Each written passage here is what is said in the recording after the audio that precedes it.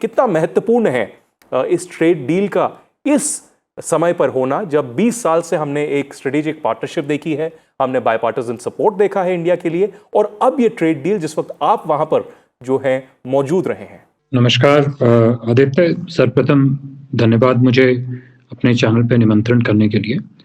देखिए, मेरी जो इस अंतरिम व्यापार समझौते का जो फ्रेमवर्क जॉइंट स्टेटमेंट के माध्यम से जो अनाउंस हुआ है, जो मेरा इसमें परिप्रेक्ष्य है, जो मेरी प्रतिक्रिया, ये मैं कहूँगा ये केवल मेरी प्रतिक्रिया नहीं है, बल्कि भारतीय अर्थव्यवस्था में के जितने भी जानकार हैं, जितने भी इस रिलेशनशिप में स्टेक होल्डर्स हैं भारत की तरफ से, चाहे वो हमारे इंडस्ट्रियलिस्ट हों, चाहे वो हमारे सीईओ हों, चाहे वो हमारे फार्मिंग कम्युनिटी के मेंबर्स हों, किसान भाई हों, आप हर एक का लगभग सबका एक मत है कि ये उपलब्धि, ये अंतरिम व्यापार समझौते के फ्रेमवर्क की जो उपलब्धि है, ये अत्यंत महत्वपूर्ण है। न केवल भारतीय अर्थव्यवस्था के परिप्रेक्ष्य में, अपितु भारत यूएस संबंधों के परिप्रेक्ष्य में। मैं तो ये कहूँगा कि जहाँ तक भारत और संयुक्त राज्य अमेरिका की सामरिक साझेदारी है, उसके परिप्रेक्ष्य में देखें तो जहाँ तक हमारे आर्थिक सहयोग का प्रश्न है, ये व्यापार समझौता एक नवीन आर्थिक स्तंभ के रूप में, उपलब्धि के रूप में देखा जाना चाहिए। और इसके कई कारण हैं, ये केवल एक मौखिक टिप्पणी या नैरेटिव की बात नहीं है, ये एक तथ्य आधारित प्रसंग है जो कि जिसको समझना आवश्यक है। देखिए, ये जैसे कि माननीय वाणिज्य मंत्री जी ने बड़े विस्तार में कहा है कि इस अंतरिम व्यापार समझौते के फ्रेमवर्क के लागू होने के बाद भारत के निर्यात जगत को, भारत के व्यापार को किस प्रकार के जो हैं अवसर उपलब्ध होंगे। ये तो उन्होंने बड़े विस्तार से, बड़े विवरण में कई चैनल्स पे, आपके चैनल पे भी जो है स्पष्ट किया है जी। तो स्वाभाविक है कि जहाँ तक व्यापार का प्रश्न है, ये समझौता बहुत महत्वपूर्ण है, लेकिन इसको केवल व्यापार तक सीमित रखना मेरे ख्याल से उचित नहीं होगा।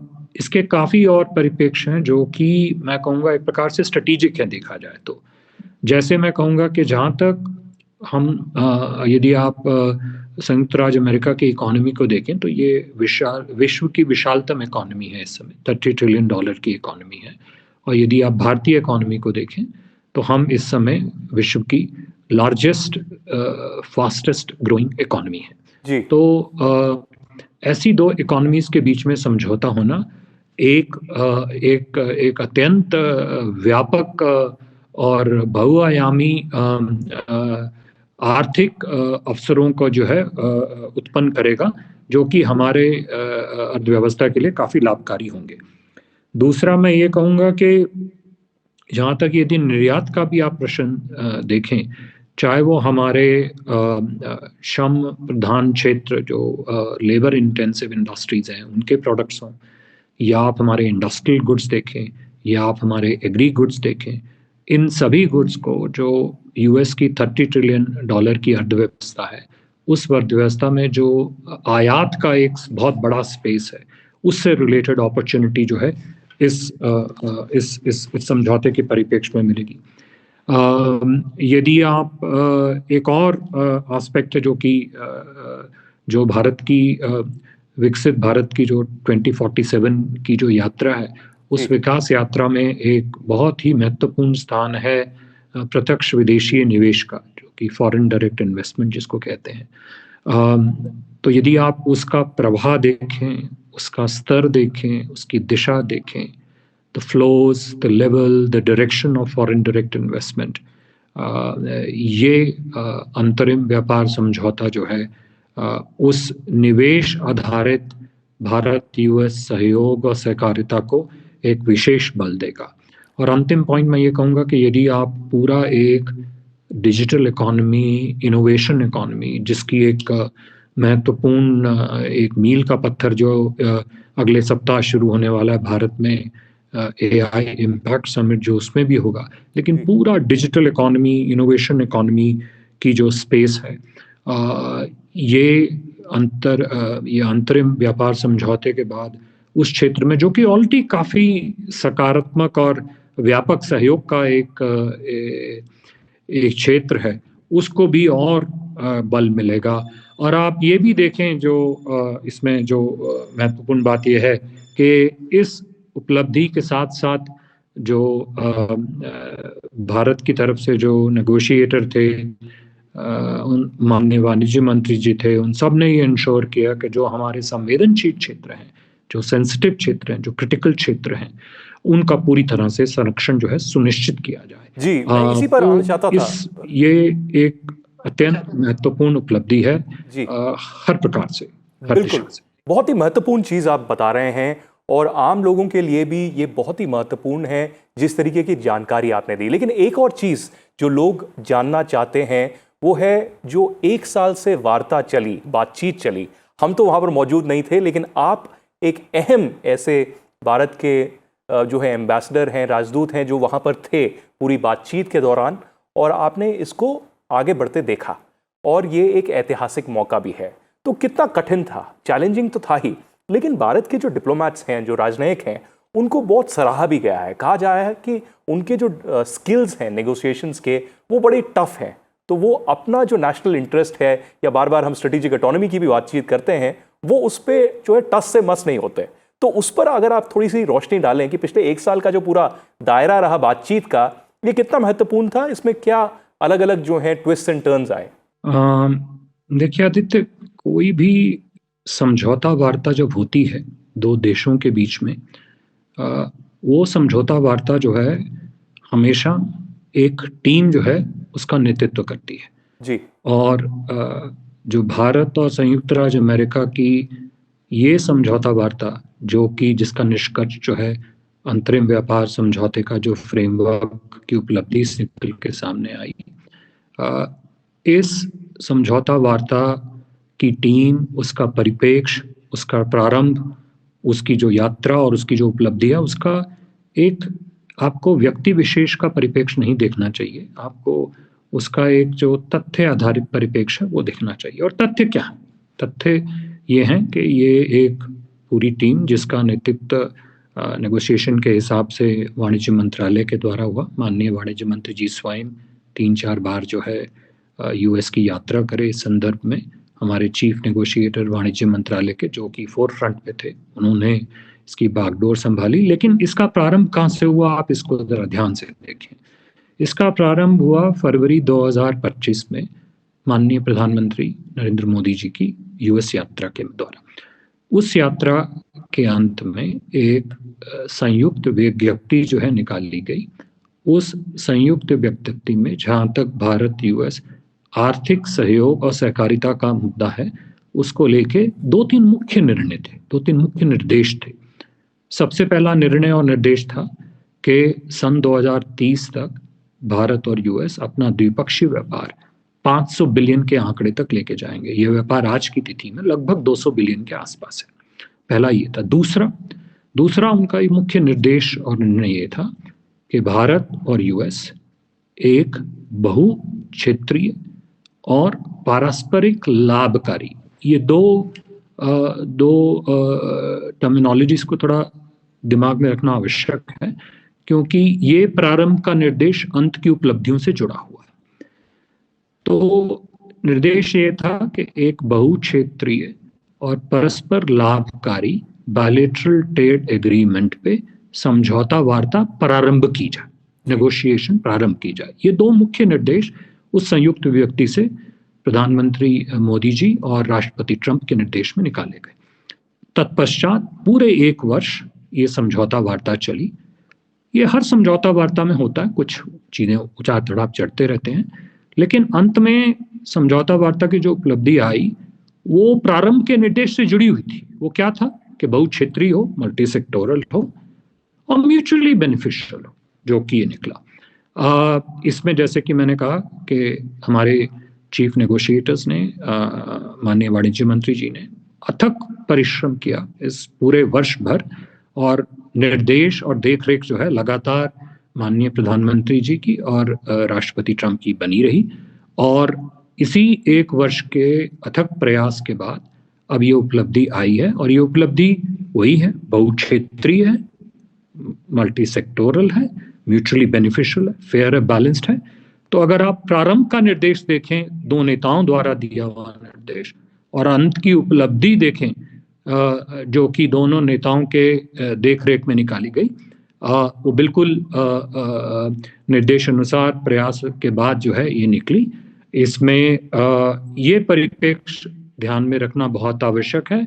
बाकी समझौता वार्ता की किस स्थिति में, किस परिस्थिति में क्या ऊपर गया, क्या नीचे गया, मुझे नहीं लगता कि वो सब चीज इस समय रेलेवेंट है इस विषय को लेके। जी, बहुत सारे और इसमें जो महत्वपूर्ण जो बात, जो कि मैं आपको शुरू में भी, हाँ नहीं, उसमें देखिए जो मुख्य चीज यही थी कि जो अल्टीमेटली जो समझौता वार्ता हो रही है उसका मुख्य उद्देश्य क्या है? जी, मुख्य उद्देश्य यही है कि भारतीय अर्थव्यवस्था का विकास हो, भारत के देश हित सामने रहें, जो संवेदनशील विषय हैं वो संरक्षित रहें, और भारत यूएस आर्थिक संबंधों और सामरिक साझेदारी का भी विकास हो। और ये परिप्रेक्ष्य, जैसे कि मैंने कहा, निर्देश में निहित थे जो फरवरी 2025 में दिया गया, और लगातार वर्ष भर दोनों नेताओं ने इस पे काफी क्लोज जो है इस पे निगरानी रखी, और अंत में उपलब्धि आप सबके सामने। जी, आपने उपलब्धियों का जिक्र किया, और ये जैसे कि मैंने पहले भी कहा कि पूरा जो राह है ये आसान नहीं रही होगी। मंजिल तक तो पहुंच गए हैं, कह रहे हैं कि मार्च में जो है एक साइनिंग सेरेमनी हो सकती है, लेकिन मैं आपका ध्यान जो है दो ऐसे गंभीर मुद्दों पर आकर्षित करता हूं, सेक्टर्स पर बल्कि। एक हो गया कृषि और दूसरा हो गया डेयरी, एग्रीकल्चर और डेयरी, जिसकी बार बार हमने बातचीत की, और प्रधानमंत्री मोदी हों या बाकी सरकार के नुमाइंदे हों, उन्होंने बार बार कहा कि उनका जो सेक्टर्स का सेफगार्ड है वो किया जाएगा, और एग्रीकल्चर हो या फार्मर्स हो उनको प्राथमिकता दी जाएगी। हमने ये भी देखा कि पिछले एक हफ्ते में जो यूएस से एक फैक्ट शीट निकली, 24 घंटे के अंदर हमने देखा कि फैक्ट शीट में कुछ तब्दीलियां भी आई अमेरिका के व्हाइट हाउस की तरफ से। तो आप इस क्षेत्र में कैसी उपलब्धि देखते हैं? क्या आपको लगता है कि एग्रीकल्चर और डेयरी सेक्टर है उस पर भारत सरकार और हमने एक कामयाबी हासिल की है और ये उनके लिए बेनिफिशियल होगा? देखिए, जो भी समझौता वार्ता के दौरान सहमति बनी दोनों देशों के बीच में, वो सहमति प्रत्यक्ष रूप से, स्पष्ट रूप से जॉइंट स्टेटमेंट के अंदर अंकित है, तो उसमें कोई दो राय किसी प्रकार के नहीं है।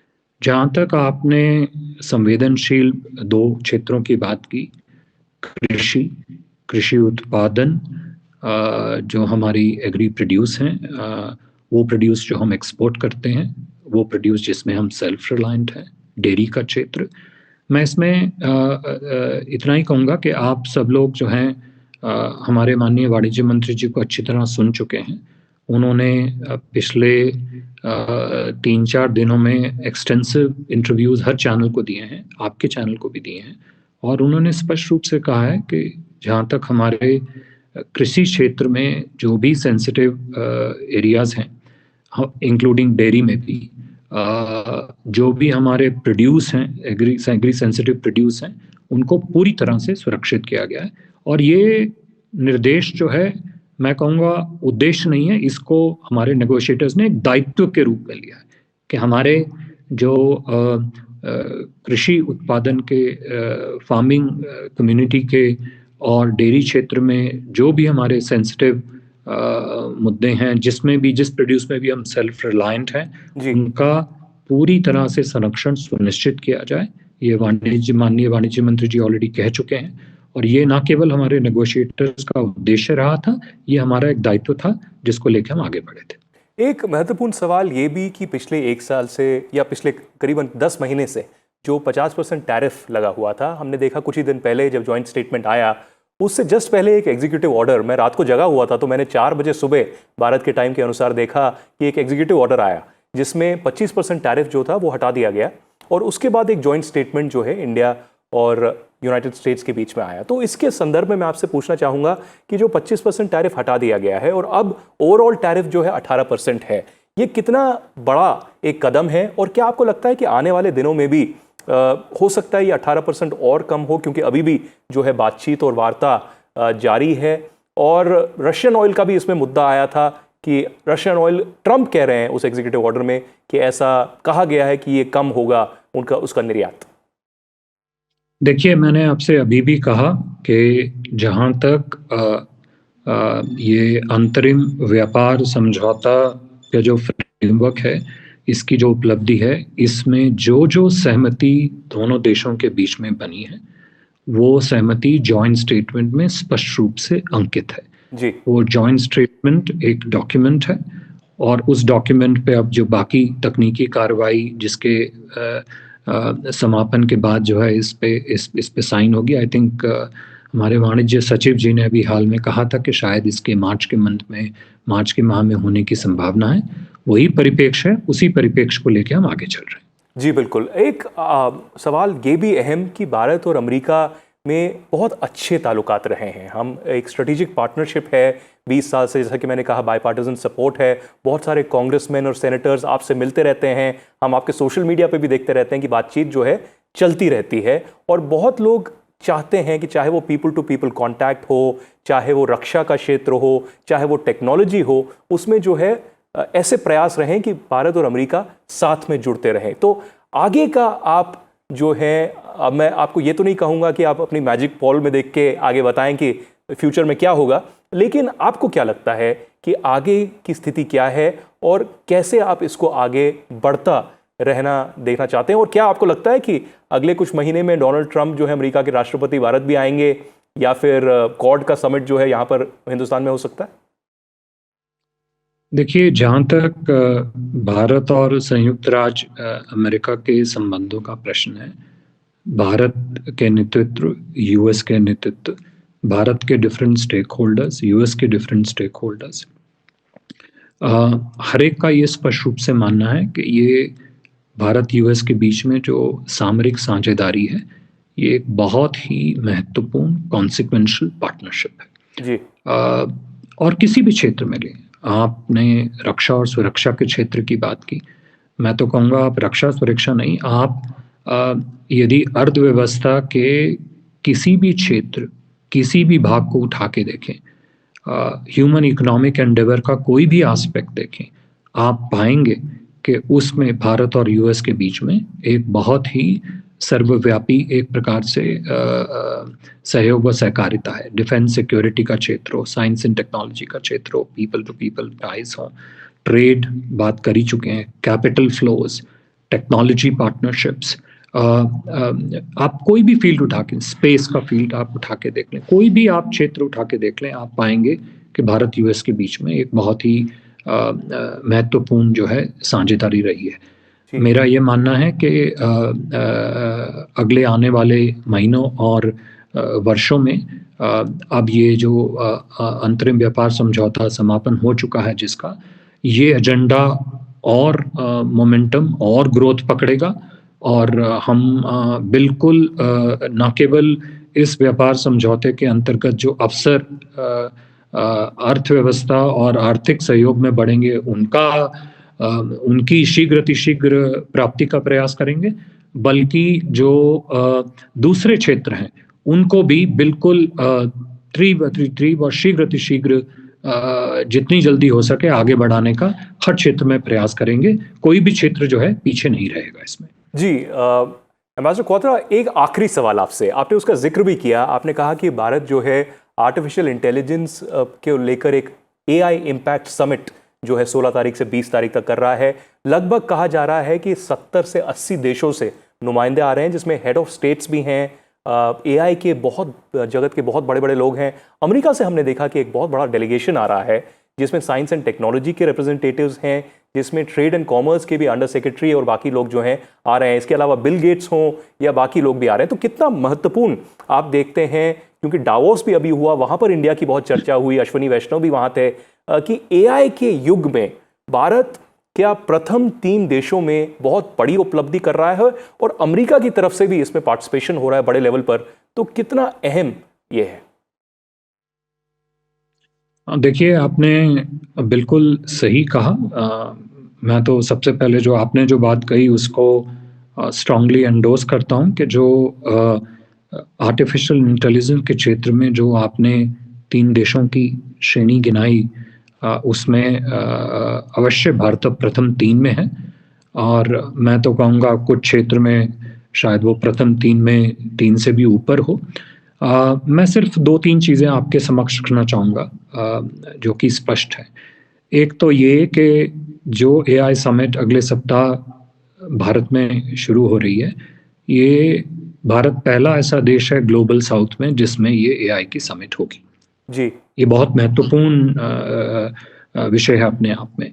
दूसरा, आप यदि देखें, आपने बताया कि 80-90 देशों के नुमाइंदे आ रहे हैं, यूएस से भी काफ़ी बड़ा डेलीगेशन है। तो मैं ये कहना चाहूँगा कि यूएस से एआई समिट के लिए, एआई इम्पैक्ट समिट के लिए सबसे बड़ा डेलीगेशन यूएस से आ रहा है।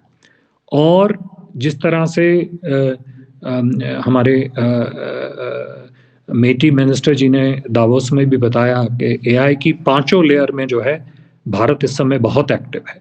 तो यूएस के डेलीगेशन में आप देखेंगे 5 लेयर पूरी तरह से जो है कवर हो रहा है। प्रतिनिधित्व उनका हो रहा है। जी, तो आप चाहे एनर्जी लेयर देखें, आप चाहे एआई से रिलेटेड इंफ्रास्ट्रक्चर की लेयर देखें, उससे रिलेटेड कंप्यूट की लेयर देखें, डेवलपमेंट ऑफ एलएलएम्स जिसकी बात की जाती है, प्रोडक्ट डेवलपमेंट, उसको देखें, एआई की एडॉप्शन या डिफ्यूजन को देखें, जिसमें मेरे ख्याल से भारत जो है एक सर्वोपरि भूमिका ऑलरेडी प्ले कर रहा है और आगे चल के और भी करेगा।